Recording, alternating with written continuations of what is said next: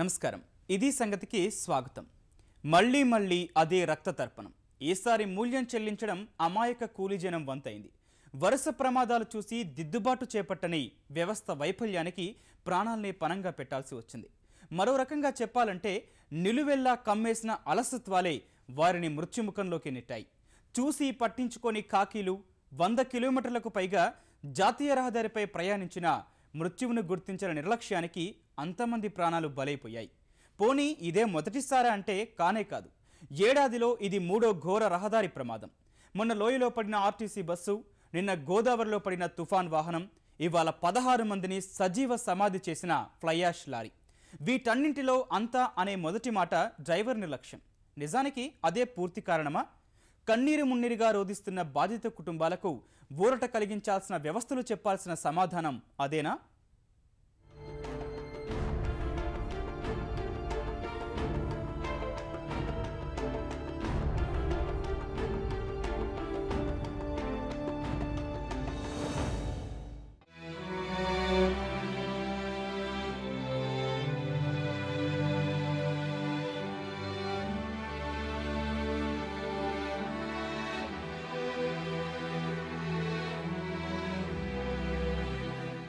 ఇది తూర్పు గోదావరి జిల్లా గండేపల్లి వద్ద చోటు చేసుకున్న ఘోర రోడ్డు ప్రమాదం భీతావాహ చిత్రం.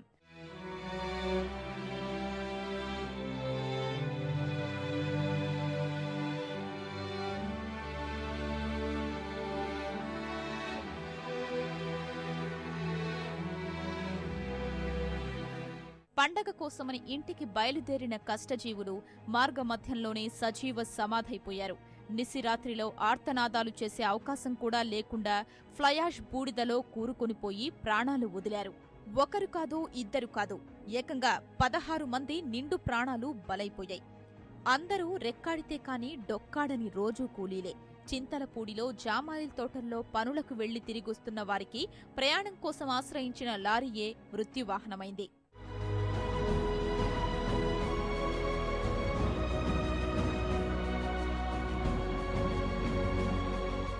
త్రుటిలో ప్రాణాపాయం తప్పించుకుని బయటపడిన వారు మృతుల కుటుంబ సభ్యులు సహచరుల కోసం అయిన వారి కోసం గుండె లవిసేలా రోదిస్తున్నారు.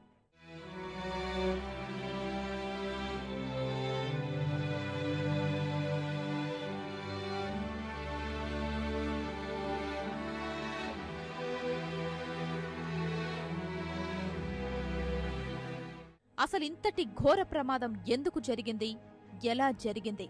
కుటుంబ సభ్యుల మధ్య వినాయక చవితి పండుగ జరుపుకుందామని బయలుదేరిన వారు మధ్యలోనే ఎలా కడతేరిపోయారు? ఎవరి నిర్లక్ష్యం వారి పాలిట యమపాశమైంది?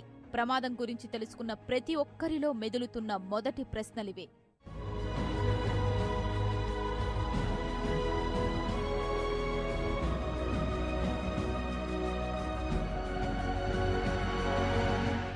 స్వయంగా బాధితులు చెబుతున్న వివరాల ప్రకారమైతే అర్ధరాత్రి పూట ఎలాగోలా ఇంటికి చేరుకోవాలనే తాపత్రయమే వారిని ప్రమాదంలోకి నెట్టింది. చింతలపూడి నుంచి ఏలూరు వరకు ఆర్టీసీ బస్సులో వచ్చాక అక్కడ్నుంచి లారీని ఆశ్రయించడమే వారిని మృత్యుముఖంలోకి నెట్టింది. చింతలపూడిలో చెట్లు కొట్టడానికి వెళ్ళాను సార్. చింతలపూడి నుంచి బస్సుకు వచ్చాను సార్. ఏలూరు హైవే ఎక్కేసారు లారీ. ఎక్కిన తర్వాత సగం దూరం వచ్చిన తర్వాత ఆయన కొలుము మూసేసారు. కొలుము అయిపోయి బండి సైడ్ కలిపోతే మేము కాకలేసిపోయి ఆయన స్పీడింగ్ పక్క తప్పిపోతే బండి ఇంక సైడ్ లాగాను సార్. సైడ్ లాగి బూడి మొత్తం కింద పడిపోయి కొంతమంది దొడ్లు పెడతారు, కొంతమంది అందులో పెడతారు. అసలు ఏమీ రాలేదు సార్. ఆయన మామూలుగా కొన్ని మూసేసారు డ్రైవర్ అంతే. ఎప్పటి మీద సైడ్ పోయించారు బండి. ఆ చెట్టు అవతల సైడ్కి పోయించారు. సైడ్ పోతే చెట్టు మాకు రెప్పలు తోలపోతే కాకలేకపోతే ఎన్న మాకు ఎన్న సైడ్కి లాగాడు. ఎన్న డ్రైవర్ మేలుకొని ఎన్న బండి స్టీరింగ్ తెప్పిపోతే ఎన్న బండి తోలపడి. విషయం తెలిసిన వెంటనే ఘటనా స్థలానికి చేరుకుని సహాయక చర్యలు చేపట్టిన తూర్పుగోదావరి జిల్లా ఎస్పీ, ఏలూరు రేంజ్ డీఐజీ అదే విషయాన్ని ధృవీకరించారు. ఈ ప్రమాదం ఎట్లా జరిగిందని మీరు ప్రాథమికంగా అంచనా వేస్తున్నారు సార్? ఇది ఫ్లైయాష్ సిమెంట్ ఫ్లైయాష్ గుంటూరు జిల్లా నుంచి వైజాగ్ వైపు వెళ్తున్నది లారీ. ఇది దాదాపు 35 మంది ఏలూరు బైపాస్ దగ్గర వెక్కారు. వాళ్ళు వచ్చిన తర్వాత రాజమండ్రి రాజానగరం దాటిన తర్వాత డ్రైవరు అప్రమత్తంగా లేడనుకుంటున్నానండి. ఎందుకంటే రోడ్డు చాలా పెద్దదిగా ఇది ఉంది, సింగిల్ వైపు ఉంది, 2 లేన్స్ ఉన్నాయి. ఇక్కడ డ్రైవర్ నిద్ర వచ్చినట్టు అనుకుంటున్నాను. అతను లెఫ్ట్ సైడ్కి లాగేసింది బండి టోటల్గా. ఈ లెఫ్ట్ సైడ్కి లాగేయటం వలన కింద తుప్పల్లోకి లారీ బోల్తా పడింది, టర్న్ టట్టాలైంది. సో దాని మీద కూర్చున్న ఈ 35 మంది ఈ లోడ్ కిందకి వెళ్ళిపోయారు. ఈ రెండు ప్రమాదాలు మొన్న ధవళేశ్వరంలో జరిగిన ప్రమాదం కానీ ఇప్పుడు గండేపల్లిలో జరిగిన ప్రమాదం కానీ డ్రైవర్ తప్పిదాల వల్లనే జరిగింది. దాదాపు రాత్రిపూట తెల్లవారుజామున 2-3 మధ్యలో వాళ్ళు డ్రైవ్ చేయటము, నిద్రపోవటము. ప్యూర్గా ఈరోజు జరిగిన సంఘటన మాత్రము ఖచ్చితంగా డ్రైవర్ నిద్రపోయాడు. నిద్రపోయిన తర్వాత పైన ఉన్న వాళ్ళు కూడా డ్రైవర్ని అలర్ట్ చేస్తూనే ఉన్నారు. చేసి వాళ్ళు తేరుకుంటే లోపు అది పొలాల్లో పడిపోవటము, అది పక్కకు జరిగిపోవడము, ఫ్లైయాష్ వాళ్ళ మీద వాళ్ళ మీద పడిపోవడము అంత క్షణాల్లో జరిగిపోయాయి. ప్రమాదం తీరు, జరిగిన నష్టం చూస్తే లారీ డ్రైవర్దే తప్పు అనడంలో ఎలాంటి సందేహం లేదు. అంతకుముందు ఇదే ఉన్నతాధికారులు ఖచ్చితంగా సమాధానం చెప్పాల్సిన ప్రశ్నలు మరికొన్నున్నాయి. అసలు ఇంతమంది ఒక లారీపై, అది ప్రమాదకర పరిస్థితుల్లో ప్రయాణం చేస్తుంటే పట్టించుకోవాల్సిన వ్యవస్థలు ఏమయ్యాయి? హైవే పెట్రోలింగ్, తనిఖీ సిబ్బంది, చెక్పోస్టులు ఎవ్వరూ ఎందుకు పట్టించుకోలేదు? సుమారు 110 కిలోమీటర్లు 2 గంటలకు పైగా ప్రయాణం, అది జాతీయ రహదారిపై. ఈ మధ్యలో ఏ ఒక్కరూ ఆ లారీని ఆపినా, అదేమని ప్రశ్నించినా ఇంత ఘోర ప్రమాదం సంభవించేదే కాదు. కానీ ఆ అర్ధరాత్రి పూట జరిగింది వేరు. మీరు ఎక్కేటప్పుడు ఏలూరు వద్ద పోలీసులు అడ్డుకోలేదు, మీరు ఎక్కకూడదు, ఇది ప్రమాదం కదా అని అన్నారు. అడ్డుకుంటే మేము డబల్ డ్రైవర్ ఉన్నాం, తోలుతామని చెప్పారు. డబల్ డ్రైవర్లు ఉన్నాం, మేము తోలుతామని చెప్పారు. అందుకే ఎక్కాం, మేము ఎక్కం రాదు. అప్పటికి పోలీసు వాళ్ళు అడ్డుకున్నారు.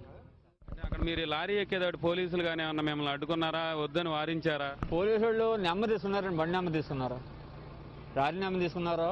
తీసుకుని 300 ఎంతో మరి మనకేం తెలియదు అయ్యి. తీసుకుని 300 ఎంతో మరి మనకేం తెలియదు అయ్యి. తీసుకుని 300 ఎంతో మరి మనకేం తెలియదు అయ్యి. వారు బాబు ఎంతమంది ఎక్కిరేటర్ అని అడిగాడు అంతేనే. వారు బాబు ఎంతమంది ఎక్కిరేటర్ అని అడిగాడు అంతేనే. వారు బాబు ఎంతమంది ఎక్కిరేటర్ అని అడిగాడు అంతేనే. ఆ బండి ఎవరిని నీదా బాధ్యత అని అడిగాడు డ్రైవర్ని. ఆ ఫోన్ నెంబర్ బండి నెంబర్ రాసుకున్నాడు పోలీసు వాళ్ళు. మీరు ఎక్కొద్దు, దిగిపోండి అని చెప్పలేదా మీకు? ఏమన్నా ఇంతదా అనుకోలేదండి, ఊహించుకుంటాను. ఎంతమంది ఉన్నారు అక్కడ పోలీసులు మిమ్మల్ని మీరు ఎక్కే సమయంలో ఏలూరు ఆశ్రమం? ఇద్దరండి. నిబంధనల ప్రకారమైతే ఏలూరు ఆశ్రమ్ ఆసుపత్రి వద్ద కూలీలు లారీ ఎక్కినప్పుడే బండి ఆపిన పోలీసులు అక్కడే చర్య తీసుకుని ఉండాలి. ఒకటి కూలీలను కిందికి దించడం, లేదా లారీపై అక్కడే కేసు నమోదు చేయడం చేసి ఉండాలి.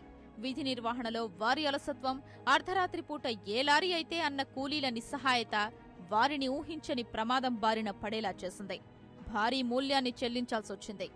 ఈ ఘటన సాధారణ ప్రజల నుంచి ముఖ్యమంత్రి చంద్రబాబు నాయుడు వరకు అందరినీ తీవ్ర దిగ్భ్రాంతికి గురిచేసింది. అంతమంది సజీవ సమాధి కావడం కలచివేసింది. విజయవాడలో ఇదే విషయంపై మంత్రులు, అధికారులతో టెలికాన్ఫరెన్స్ నిర్వహించిన ముఖ్యమంత్రి చంద్రబాబు ప్రమాదానికి దారితీసిన పరిస్థితులపై వెంటనే విచారణ జరిపి నివేదిక ఇవ్వాలని ఆదేశించారు. బాధిత కుటుంబాల్ని పరామర్శించి పరిహారం అందించాలని సూచించారు. అప్పటికే ఘటనా స్థలికి చేరుకున్న ఉప ముఖ్యమంత్రి చినరాజప్ప, ఆర్థిక మంత్రి యనమల రామకృష్ణుడు దగ్గరుండి అన్ని విషయాలు పర్యవేక్షించారు కూడా.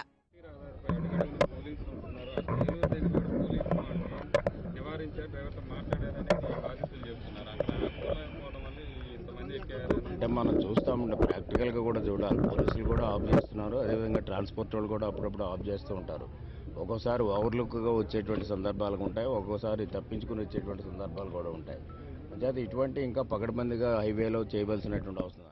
ఏలూరు రేంజ్ పరిధిలో జాతీయ రహదారిపై పోలీసులు కూడా ఎక్కువ సంఖ్యలో ఉన్నారు. అయినా కూడా ఈ ప్రమాదాలు, వారిని ఇంతమంది అత్యధిక సంఖ్యలో లారీ లోడుతో ఉన్న లారీ ఎక్కించడం, దాన్ని నియంత్రించలేకపోవడానికి దీని మీద ఏమైనా ప్రాథమికంగా సమాచారం మాకు సమాచారం వచ్చిన ప్రకారం సుబ్రహ్మణ్యం కంపెనీ ఈ అక్కడ నుంచి ఏలూరు నుంచి ఇక్కడ దాకా ఎలా వచ్చింది, ఈ కొండ ఎక్కడ చెక్ పోస్టుల దగ్గర కానీ పోలీస్ చెక్ కానీ అక్కడ ఎందుకు జరగలేదు, దాని మీద లోపాలేంటి ఇవన్నీ కూడా చెప్పమని ఆదేశాలు ఇవ్వడం జరిగింది. సుబ్రహ్మణ్యం కమిటీ ఇవాళ నుంచి పనిచేస్తుంది. ఆయన ఈరోజు రేపు వచ్చి మొత్తం ఎంక్వైరీ చేసి రిపోర్ట్ ఇవ్వడం జరుగుతుంది. అలాగే భవిష్యత్తులో కూడా ఇలాంటి జరగకూడదని చెప్పి ఎక్కడికక్కడ అన్ని స్టెప్లు కూడా తీసుకోవడం జరుగుతుంది. వాస్తవానికి ఇలాంటి ఘోర ప్రమాదాలు జరగడం ఇదే మొదటిసారి కాదు. 2015 ప్రారంభం నుంచి ఇది 3వ భారీ విషాదం. జూన్ 13 తెల్లవారుజామున ధవళేశ్వరం వద్ద వంతెన నుంచి తుఫాన్ వాహనం కింద పడిన ప్రమాదంలో ఒకే కుటుంబానికి చెందిన 22 మంది దుర్మరణం చెందారు. తీర్థయాత్రలకెళ్లి తిరిగొస్తున్న విశాఖ జిల్లా మోసాయిపేటకు చెందిన అప్పారావు కుటుంబంలో చిన్న పిల్లవాడు మినహా అంతా మృత్యువాత పడ్డారు.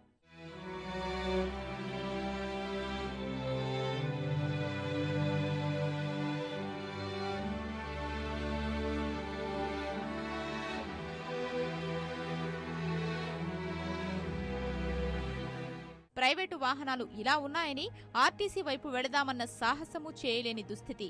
ఏడాది ప్రారంభంలోనే జనవరి 7న అనంతపురం జిల్లా పెనుగొండ డకసిర మార్గంలో 20 అడుగుల లోయలో పడిన బస్సు ప్రమాదంలో 16 మంది మృతి చెందారు. 40 మందికి గాయాలయ్యాయి.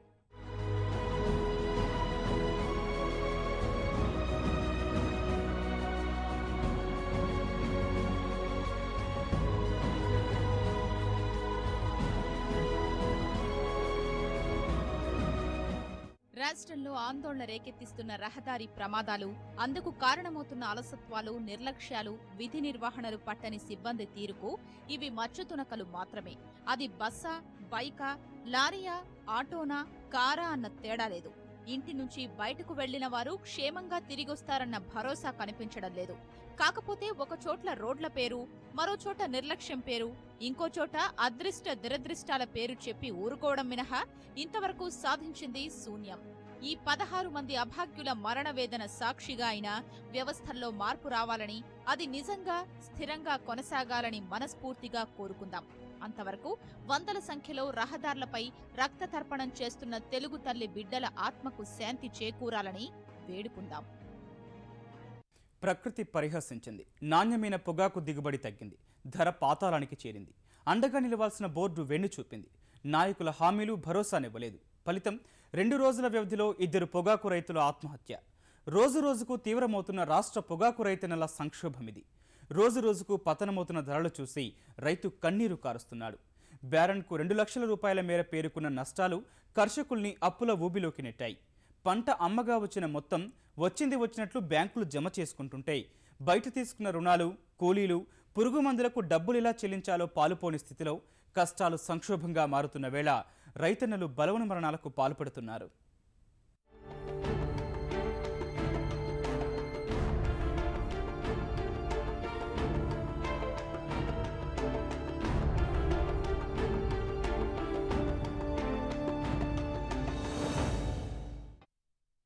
సంక్షోభంలో కూరుకుపోతున్న పొగాకు రైతాంగం.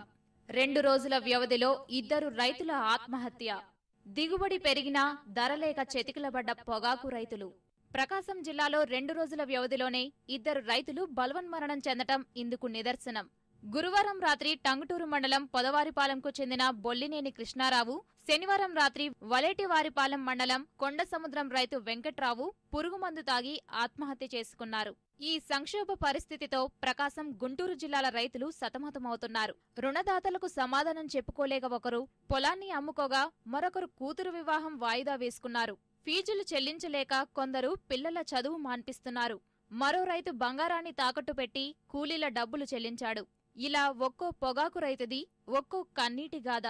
టంగుటూరు మండలం పొందూరుకు చెందిన వేజండ్ల శ్రీనివాసరావు ఉన్న 3 ఎకరాలకు మరికొంత కౌలుకు తీసుకుని పొగాకు సాగు చేశాడు. 7 ఎకరాల్లో 49 క్వింటాళ్ల పంట దిగుబడి వస్తే అందులో 20 క్వింటాళ్లు మాత్రమే మేలు రకం. అందులో సైతం ఇంకా 11 క్వింటాళ్లు ఇంటి వద్దనే ఉంది. పంట అమ్మగా వచ్చింది బ్యాంకుల అప్పుల కింద జమ చేసుకుంటుంటే వడ్డీ వ్యాపారులకు కూలీల బకాయిలు చెల్లించలేక తనకున్న 3.5 ఎకరం పొలంలో 2 ఎకరాలు అమ్మేశాడు. ఈ పొలం అమ్మేసి బాకీలు ఎట్టక్కడ తీర్చకపోతే మన పరిస్థితి గట్టెక్కలేము ఈ బాకీల నుంచి అని. ఇక నాకున్న సొంత పొలం 3.5 ఎకరం అయితే 2 ఎకరాల పొలం అమ్మేసి ఇక నా ఏదోటి ఏ కూలినాలు లేకపోతే ఏదైనా 2 బరిగోళ్ళు కాసుకొని అట్టక్కడ బతకలేకపోతా ఉంటే ఎవరి చదువు పక్కన వాళ్ళ చేత మాటలు అనిపించుకోవడం ఎందుకనే ఉద్దేశంతో నా వరకు మాత్రం నేను ఆ పని చేసేసా. పొదవారిపాలెంకు చెందిన పెద సుబ్బారావు 2 బ్యారెన్లు లీజుకు తీసుకుని 12 ఎకరాల్లో పొగాకు సాగు చేశాడు. 11 లక్షల రూపాయలు పెట్టుబడులు పెడితే ప్రస్తుత మార్కెట్ సంక్షోభం వల్ల ఎకరానికి 25,000 రూపాయలు నష్టపోయాడు. ఎకరాకి 25,000 లాస్ వస్తుంది. ఇప్పుడు ఆ 2 బ్యారెన్లు కౌలుకు తీసుకున్న 1,50,000 ఒక్కొక్క బ్యారెన్. ఒక చేను ఒక బ్యారెన్ పొలం మల్లలేసి వాళ్ళు డబ్బులు కూడా అమ్మేదానికి లేదు. వాళ్ళు మా డబ్బులు కట్టమని గొడవ చేస్తున్నారు. నరసింగరావుకు బ్యారెన్కు 45 క్వింటాల దిగుబడి రాగా ఇప్పటి వరకు 35 క్వింటాల చొప్పున అమ్ముడైంది. పంట అమ్మగా వచ్చిన 3 లక్షల రూపాయలు బ్యాంకు అప్పుకు సరిపోయింది. మిగిలిన పంట అమ్ముడుపోతే తప్ప మిగతా బకాయిలు తీర్చలేని పరిస్థితి. రోజు దీని గురించి ఎట్ట తీర్చాలి ఏంది ఇంట్లో ఇదే సమస్య అందరికి. రోజు ఆలోచన, తలకాయ పగిలిపోయే అంత టెన్షన్. వాళ్ళు అప్పు తీసుకున్న వాళ్ళు అడుగుతున్నారు, వాళ్ళకి ఇయ్యలేకపోతున్నాం, ఎన్ని రోజులు చెబుతాం, ఈ విధంగా పరిస్థితి ఉంది. నరసింహారావు 7 ఎకరాల్లో పొగాకు సాగుకు 5 లక్షల రూపాయలు పెట్టుబడులు కాగా ఇప్పటి వరకు అమ్మిన పంట ద్వారా 3 లక్షలు చేతికొచ్చాయి. మిగిలిన తక్కువ మేలువు రకం అమ్ముడుపోతుందనే నమ్మకం లేదు. ఈలోపే బ్యాంకుల్లో తాకట్టు పెట్టిన బంగారం వేలానికి వచ్చింది. ఈ పరిస్థితుల్లో ఎలా నెట్టుకు రావాలో తెలియక విచారం వ్యక్తం చేస్తున్నాడు. ఇబ్బందులు పడుతున్నా. బంగారం బ్యాంకుల్లో పెట్టుంది. ఈ అప్పులు తీరాలంటే ఎట తీరాలన్నా అర్థం కాలేదు. అవి వస్తేనే మేము మళ్ళీ పొగాకు వేసేది, లేకపోతే పొగాకు కూడా వేయలేము. టీ అగ్రహారం గ్రామం రైతులది మరీ ఘోరమైన పరిస్థితి. రాష్ట్రంలోనే అత్యధిక పొగాకు బ్యారన్లు ఉన్న గ్రామం ఇది. మొత్తం 226 బ్యారన్లు ఉన్నాయి.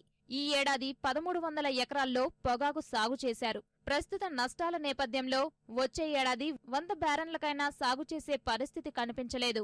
ఈ రకంగా ఎన్నాళ్ళు ఈ వ్యవసాయం చేస్తాము, ఎన్నాళ్ళు ఈ పిల్లల్ని చదివిస్తాము, ఒక రకంగా అసలు మైండ్ పోతుందన్నమాట రైతులకి.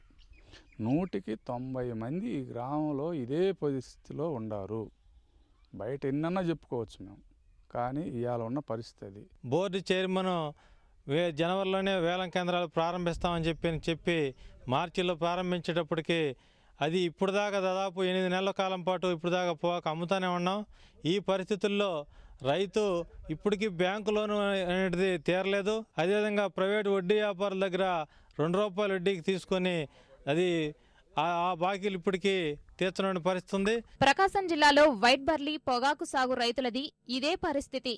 జిల్లా వ్యాప్తంగా ఈ రకం పంట 15,000 హెక్టార్లలో సాగవుతోంది. ప్రధానంగా పర్చూరు మండలంలో 10,000 హెక్టార్ల వరకు సాగు చేశారు. అయితే మార్కెట్ సంక్షోభం రైతులని ఈ ఏడాది నిలువునా ముంచింది. గతేడాది క్వింటాకు 5 నుంచి 6,000 రూపాయలు ధర పలికితే ఈసారి 3,000కు మించలేదు. రైతులు ఎకరానికి 80 నుంచి ₹1,00,000 వరకు ఖర్చు చేశారు.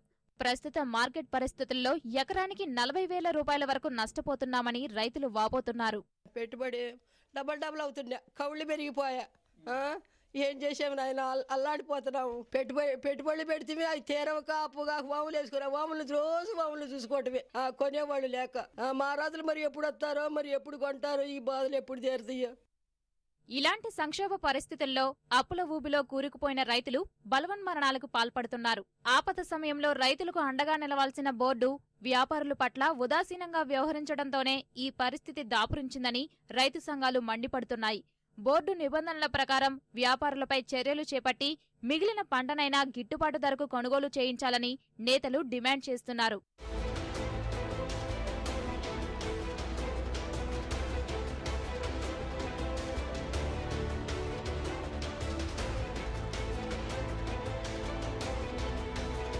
ఈ ఏడాది పొగాకు మార్కెట్ ప్రారంభం నుంచి తీవ్ర ఒడిదుడుకులు ఎదుర్కొంటున్న నేపథ్యంలో రాష్ట్ర ప్రభుత్వం ఈ విషయం కేంద్రం దృష్టికి తీసుకెళ్లింది. జూన్ 30న ఢిల్లీలో, జులై 4న విజయవాడలో పొగాకు మార్కెట్ స్థితిగతులపై కేంద్ర వాణిజ్య శాఖ మంత్రి నిర్మలా సీతారామన్ ప్రత్యేక సమీక్షలు నిర్వహించారు. ఈ మేరకు ఎన్ఎల్ఎస్ బ్రైట్ రకాలకు కిలోకు ₹127, మీడియం రకాలు ₹113 ధర నిర్ణయించారు. మద్దతు ధర పెరిగేలా చర్యలు తీసుకోవాలని బోర్డును ఆదేశించారు. ఈ చర్యల వల్ల మార్కెట్లో కొంత మార్పు వచ్చినా శీతల గోదాముల్లో నిల్వ ఉంచిన పంటకు మొదటి రకాలకు మాత్రమే వ్యాపారులు మెరుగైన ధరలు చెల్లించారు. మిగిలిన రకాలు సాధారణ ధరలే పలకడంతో రైతులకు నష్టాలు తప్పలేదు.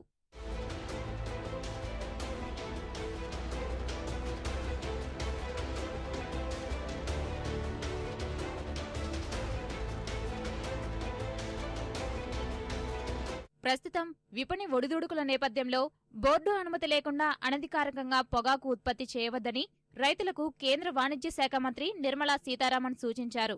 రాష్ట్రంలో పొగాకు రైతుల ఆత్మహత్యలు బాధించాయన్న ఆమె ఇప్పటి వరకు 140.55 మిలియన్ కిలోల పొగాకు కొనుగోలు చేశామని, మిగిలిన 31.45 మిలియన్ కిలోలను ఈ నెలాఖరులోగా పూర్తి చేస్తామని స్పష్టం చేశారు. ఈ ఏడాది అనధికారికంగా మరో 21 మిలియన్ కిలోల పొగాకు ఉందని, ప్రస్తుత పరిస్థితుల దృష్ట్యా కొనుగోలు చేయాలని నిర్ణయించినట్లు చెప్పారు. ఈ నెల 18న ప్రకాశం, గుంటూరు జిల్లాలో ఆత్మహత్య చేసుకున్న పొగాకు రైతు కుటుంబాలను పరామర్శించనున్నట్లు వెల్లడించారు. ప్రపంచవ్యాప్తంగా ధరలు ఆశాజనకంగా లేనందున అనధికారికంగా పంట సాగు చేసి ప్రాణాల మీదకు తెచ్చుకోవద్దని రైతులను కోరారు.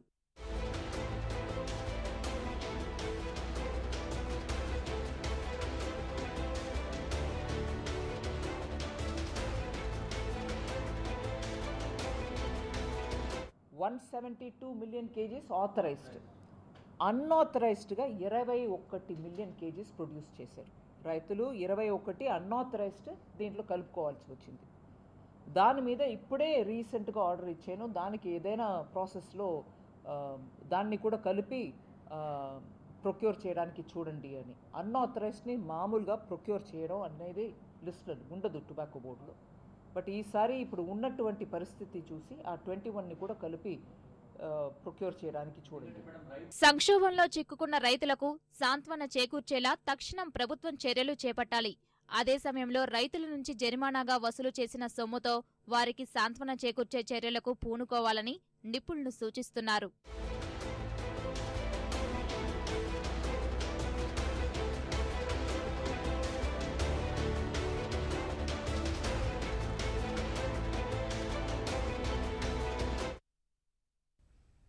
మరిన్ని విభిన్న అంశాలతో మరో సంగతిలో మళ్ళీ కలుద్దాం. నమస్కారం.